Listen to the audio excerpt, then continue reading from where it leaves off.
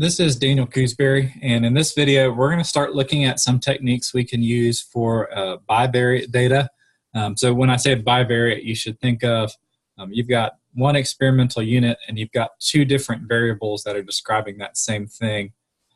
So when I say bivariate, think two different variables, not just one. So this video is going to start looking at bivariate data, and we're going to center on this idea of correlation. So my goal is by the time that you finish the video, you're going to know what this word means and have a good understanding of it. And that's the whole goal. So let me go ahead and show you some bivariate data.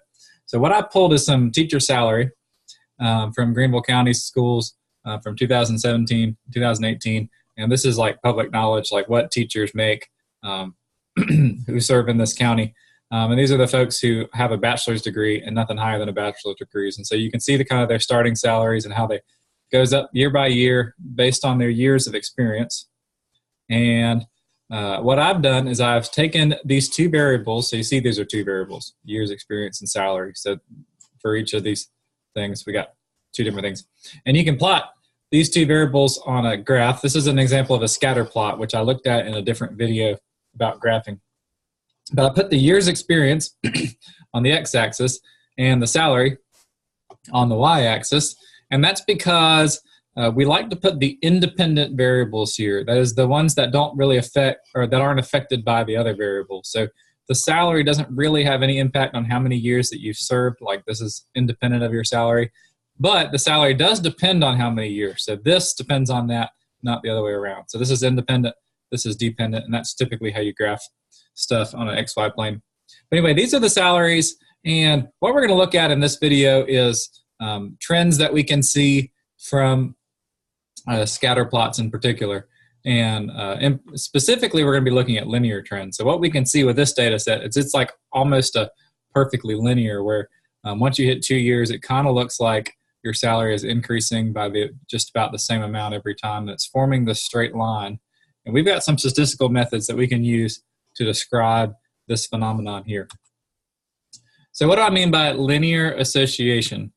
Well, here's some other examples of some scatter plot data where it looks like as you go further right, the data goes up. And not only does it go up, but it goes up in a straight line. In fact, if I wanted to, I could kind of scribble a straight line. Let's see how straight this is. I could scribble a straight line that passes through the data set, and you don't have hardly any data points that are that far off. So this is reasonably close to all these points. There's a few that are off. But we would call that a positive linear association. Now it's possible that we don't have, that we have some kind of our data going up, but it's not necessarily linear. And I think I have a picture of that on the next slide, but it is possible to have some kind of positive association. So as this goes up, that goes up without it being linear, meaning like maybe it kind of curves upwards or maybe it kind of bows out like that, but it still goes up, which would make it positive. We also have such thing as negative linear association. So as one variable increases, the other one decreases. So this one starts out high and it gets lower as this increases. But it still kind of forms this straight line shape. That's not true. That's just a mess up thing. And we would call that negative linear association when the y variable decreases as the x variable increases. So this one, they increase at the same time. That's positive. This one, when one increases, the other one decreases. Is an inverse relationship or a negative linear association. It's possible that you have associations between two variables that aren't linear. And these are some pictures. So obviously, whatever's going on here, there's something worth talking about. This looks like a parabola. It looks like a U, a parabola opening up.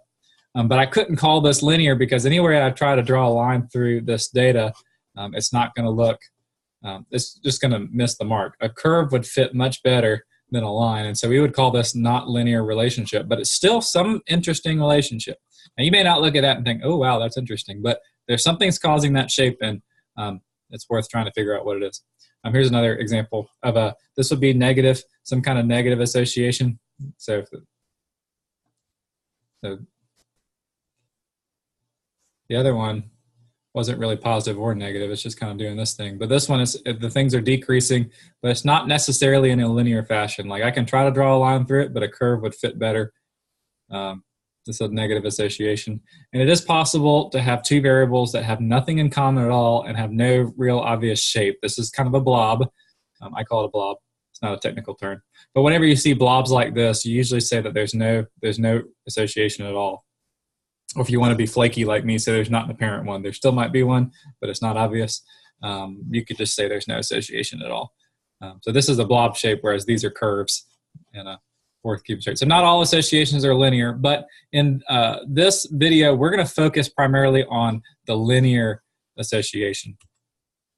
So let's talk about the correlation coefficient. So what do we mean by correlation? By correlation, we mean that there is some kind of linear relationship between two variables. So when we say correlated, we're referring to a linear correlation in particular, meaning as one of them goes up, the other one goes up in a linear fashion, or when one of them goes down, it goes down in a linear fashion. Sorry, as one goes up, the other one goes down in a linear fashion. We're looking for a linear relationship. So we're not going to look at the curved ones or the blob or anything like that. In this video, we're just looking at linear things. And a numerical measure to measure the strength of the linear relationship is called the correlation coefficient. We denote it with an R. So the correlation coefficient, we denote with a little r right here. That's the correlation coefficient. And what the correlation coefficient does is it gives us some kind of a measure of the strength of the linear relationship. So if the coefficient's really big, it's going to tend toward a stronger linear relationship. If it's not really big, it's going to be a weaker relationship. Maybe it's not even a linear relationship. But this is how it's calculated. I never want to calculate it like this. It gets really messy. But just so you see some of the things in here, we have two variables. We have an x variable and a y variable. So two different things bivariate. And so this would be like an x value minus the mean of the x's over the standard deviation of the x's. This is the same for the y's, minus the means over the standard deviations. And these look sort of like z-scores. If you look, you subtract the mean, you divide by the standard deviation. So there's some relationship there. But anyway, I want to really show you how to find the correlation coefficient and how to interpret it. I'm not really going to use this formula at all. We're going to use technology. So let's do it. This is my data for teacher salaries, and I'm going to pull out my trusty TI-84. And if you want to guess the first thing we do, it's going to be putting this data in the calculator. So I want to put my year's experience as the X variable, as the L1 thing, and my salary as the Y variable in L2. So I did that already just to save some time.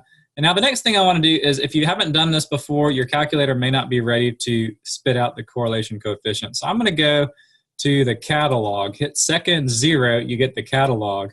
And I've just got to turn some setting on so that this actually works. So I'm going to go down to the diagnostic setting and turn that on. So go scroll down to D, or you can type in D. Where is it? And I'm going to hit diagnostic on. Okay, so now it's on the home screen. It's not on yet. I got to hit enter twice. Now it's on. So I've turned my diagnostics on. You may not have to do this, but if you've never done the correlation coefficient, your calculator may not know you want to know what that is. Turning that on will give you that. So now that everything's in the lists and my diagnostics are on, I'm going to go to stat, big surprise, go over to the calc column, and I'm going to go down to this linreg with the a plus bx. I'm going to show you why I picked this one, even though one just looks like it. I think either one of them gives you the correlation coefficient, but I want to use this one, and you'll see why in another video, why I'm using this one. I'm going to do linreg, and then I'm going to do L1 and L2. Those are my two lists. You might have to type L1, L2 on the home screen if you have an 83. And I'm going to hit calculate. And for now, all I'm going to do is notice, hey, there's R, and it tells me what R is. R is 0.994785. I'll just round it to 2 decimals, and I can say that R is equal to 0.99. So that's how you find it in the calculator. It's really not hard. Put the data in, do the linreg, and you'll get R. And you can do this for any problem like this, and it'll tell you what R is. So great. R is 0.99. Well, what in the world does that mean? I'll tell you what it means, and I'll tell you how I know what it means. The correlation coefficient for the teaching salary data is R equals 0.99. This suggests that there is a strong, positive, linear relationship between the years of experience and teaching salary. And here's how I can say this, because the number R, what this thing is, the correlation coefficient, is designed so that you can interpret it in this following way. So if R is equal to 1, that is a perfect positive linear correlation. So if your data points form a perfect line, then R is going to be 1. Now our line was really close to perfect. I can show you the picture real quick. Our line was this. It was very, very close to perfect. It wasn't perfect. See, these aren't in a line, but these looked like they were. It obviously wasn't perfect. So if R is close to 1, like, I don't know, maybe 0.99, that's really close to 1. Even 0.8 is close to 1. If R is close to 1, you have a strong positive linear correlation, which is what we set up here. You can say correlation there. If R is around 0.5, so we still got a positive number, you got a weak correlation if it's around 0.5.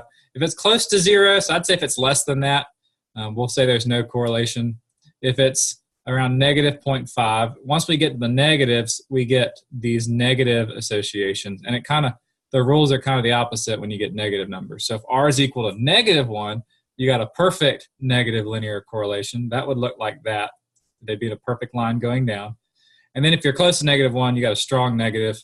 If you're around negative 0.5, you got a weak negative. And if it's close to 0, so if it's anything bigger than that and less than that, I would say there's no linear correlation, at least. This should say linear correlation. There might be a relationship, but it's not linear. The correlation coefficient is going to be 0. So this might be worth writing down. The correlation coefficient is always going to be less than or equal to 1 and less than or equal to negative 1. So it's going to bounce back and forth from negative 1 to 1, these being the perfect measures. Whereas when you get between them, it'll kind of tell you how strong it is or how weak it is. If it's close to 0, R equals 0 means there's no linear correlation. So it's a really nice number.